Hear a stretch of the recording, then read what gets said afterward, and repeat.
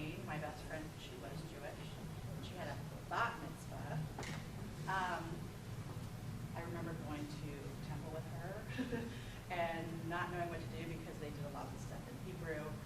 But her bat mitzvah specifically, I remember was in Orange County at like a random fancy hotel. Her dad was a cancer doctor, and he was the quietest, most introverted man you'll ever know. Her mom was from New York, and she was the meanest, loudest woman that you'll ever know. And I specifically remember when we were young, my friend, she was overweight, and her mom used to lock their cabinets, and she would sneak food under her bed. And I'll never forget how much she used to, when we get to her house after school, she would throw like Doritos in my school bag, just to hide from her mom. Right. Cool. My coming of age was when I got my GED. So I decided to finish high school a little bit early, so I took some tests and then called the GED. And then I decided to go to 13th grade, which is community college. And so unbeknownst to me, I didn't think I was going to get the whole graduation experience, which was fine.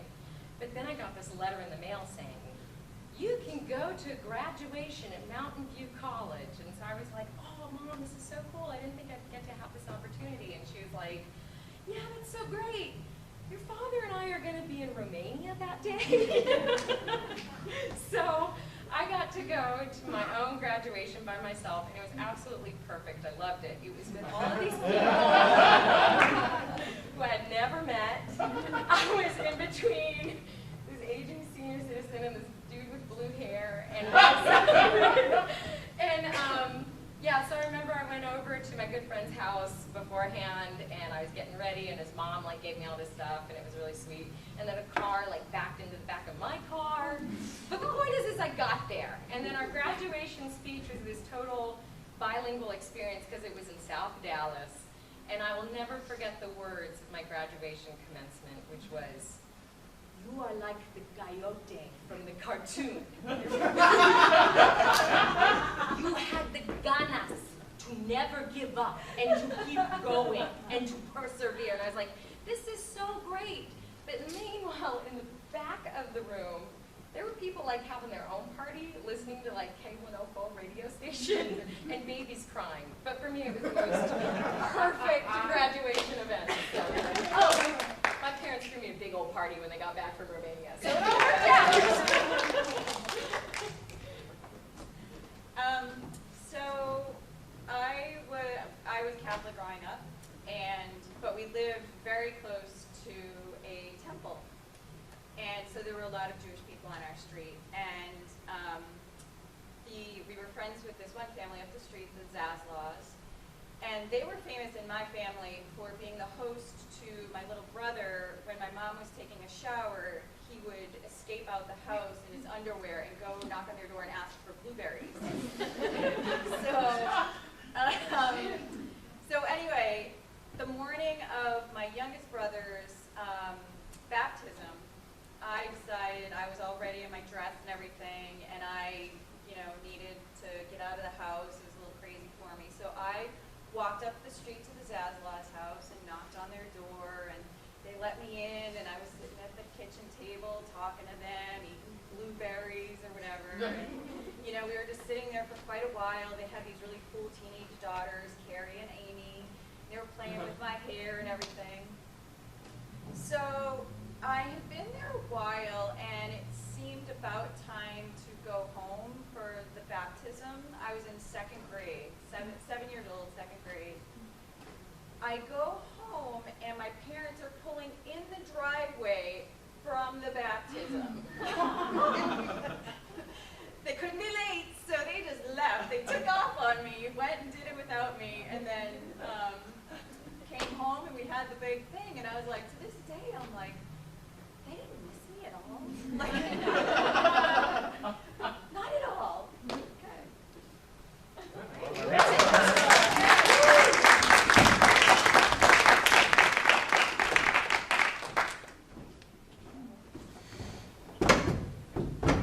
All right, little Billy. I know it's always been one of your dreams that your mother and I would be coming to one of these events for you.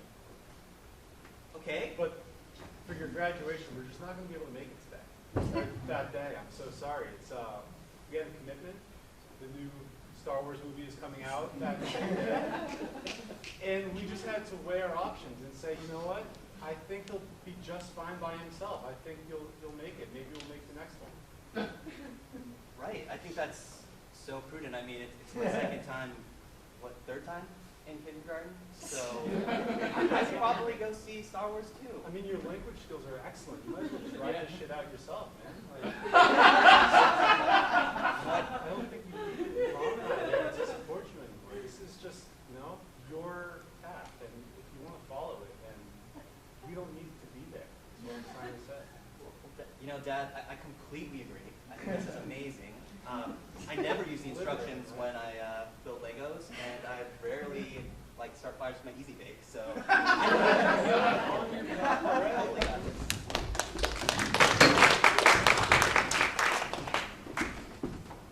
Now I need 5 more jumping jacks immediately. Go! Immediately means later, right?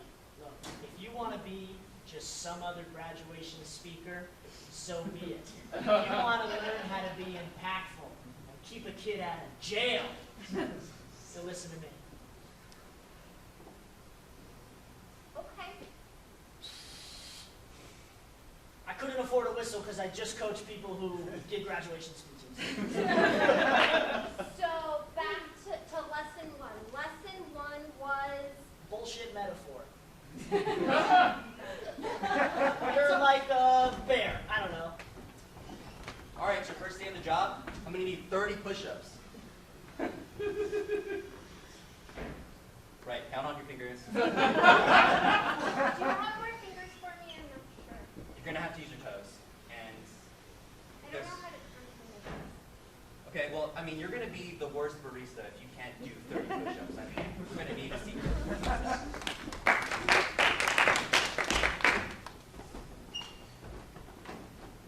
Your mom's kind of a bitch. Always something I don't know. Like, I come to your house, and you have no food for me. What can I say for paleo? Like lean veggies and steaks and stuff. Like she's not trying to be a bitch. She's just trying to look out for us and stuff, and they're doing what's best for them and whatever. I'm just a product of my parents. That's really lame. I can't help my DNA, you know. There's things I could do. I mean, I guess I could sneak some carbs in every once in a while, or maybe try like a wheatgrass beer. But I just know that my mom would be frowning upon me the whole time. She's like that, you know. I just feel like I disappoint her in some way. Why is this locked? Because my mom!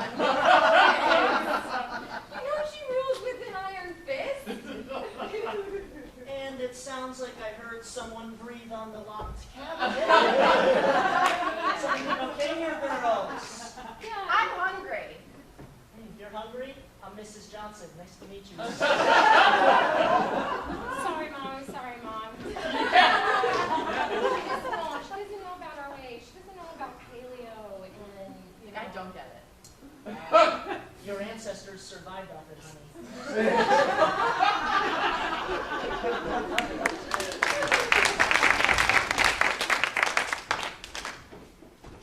Evening, Sensei. Great karate class.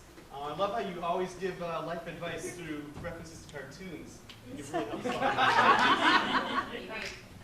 Yeah, so we got this issue. There's this teacher at school. I feel she hates me. She keeps trying to fail me. So I don't do homework and stuff. Like, what should I do? Well, like the great Beavis said to Butthead.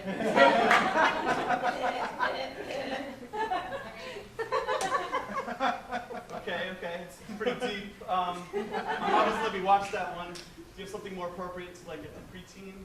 I do. The mouse always wins. Yes, the mouse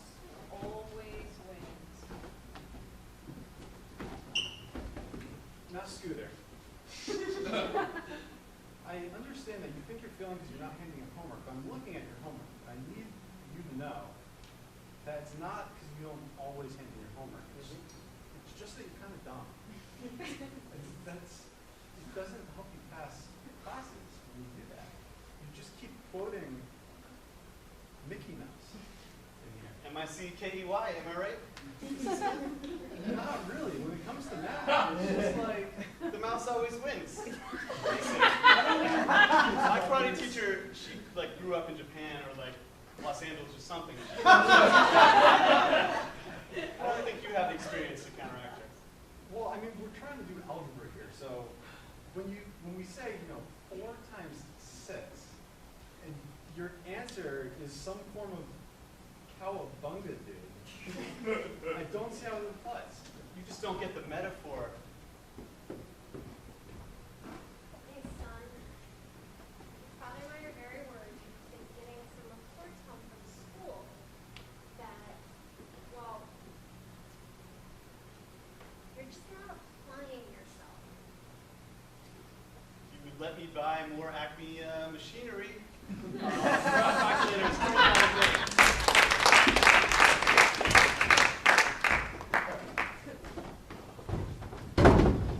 Look, honey, Yes, dear. our son here, I get it. He's having a bar mitzvah. If you want me to treat him like a man, I'm going to treat him like a man. Isn't that right, buddy?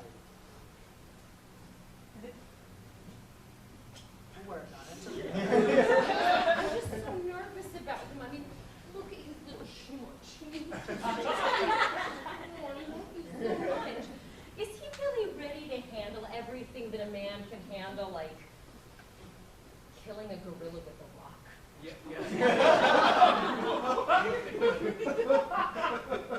All I'm saying is, we can stage a bar mitzvah, pocket the money.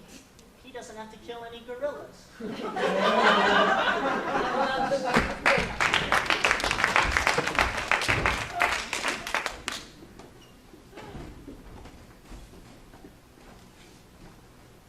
So,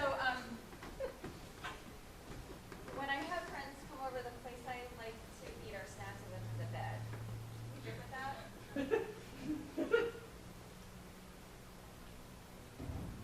Try it out, come on. So, yeah, in a few minutes, my mom's gonna bring up some Ruffles sour cream and onion with double stuff. So, yeah, we just kind of. Now, are you sure that's the best technique? I find that eating upside down is a little bit better. Well, nobody can see you down here, and I prefer not to have anyone see me when I'm eating my snacks. Like this, so that. I know, but you're doing it too, so you're not going to tell anybody at school that I eat the snacks under my bed. Right, I'm not going to tell anyone.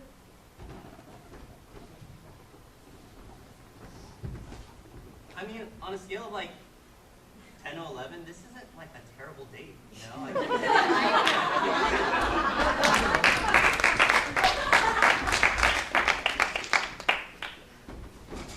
Oh, there you are, honey. Morning, where your father and I, we had to leave for that round-the-world vacation, and we hoped you'd be there at the car, and you just weren't, so we had to go. We had reservations. What have you been up to all summer? It's what it is, fine. Well, I've been living on my own. I've been getting ready for middle school. I'm kind of excited. Still no friends. No, I haven't like thrown any parties or anything. I'm not there yet, but. You had hoped, maybe you wouldn't experience all the whale sharks we saw and everything else you're really looking forward to. But we hoped you'd at least grow as a person. Like, Yeah. seems like you kind of wasted your summer. No, you guys know how to teach a lesson. Do you know that the cupboards are filled, the house is cleaned? I am so disappointed in you. Honey, What have you been doing? Chores? Going to the grocery store? Do you think you're an adult? I mean, someone had to be. Woo! I love this party you're throwing. Honestly, get out. My parents told me not to.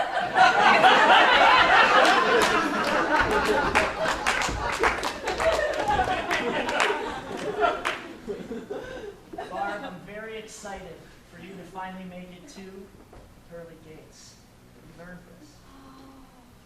Now I see you've been nothing but a model citizen your entire life. Going back all the way to, look, age 10, age 9, 8, you were fantastic. And even hold on a second. Did you skip a baptism when you were 7? It was my parents. They left me behind. I had to go to years of therapy to get over that. You have no idea. Sounds like an excuse in the book, which is the oldest book in the world, mine. You gotta believe me. I mean, seriously. Like, can't we rewind the tape or something? Yeah, we actually didn't switch over the tape until 2003. If you can give me some things you've done to maybe make up for the fact that, I don't know, you skipped the most important religious event of your sibling's life. Right.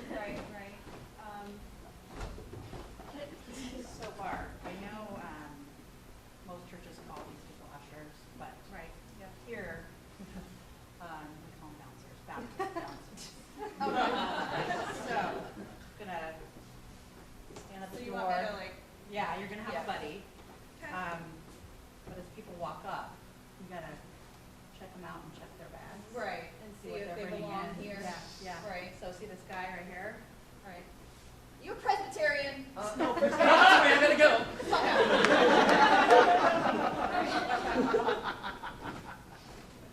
What are you here for? Confessional? Are you on the list? You got a list? That's a better bag. What's in the bag? I got a rosary, a Bible. That looks dangerous. She's got weapons in here. Well, how sharp is the rosary? Is it metal or plastic? It's plastic. All right, what else? 70s, vintage. What's the bottle of water? Smell that water. Wine. Wine. Of course, wine. You gotta go in the back door with the wine. What's your deal? I'm just here for my confession. From every week. So is that metal? It's a walker. Yeah, metal, right?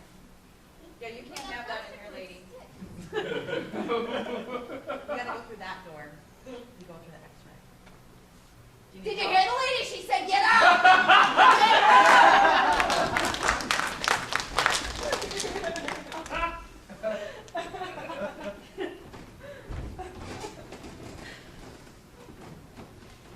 So just in the middle of our two best friends, I am just so honored that you asked me to be your one and only Ariel. Yes, you are my Prince Eric. I get you. I understand you. Ariel didn't talk so much. It's a metaphor. It's an illusion. There we go. Yeah. Really, I just want you to hang out in my pool and just do some laps. Yeah, it's more for the fun.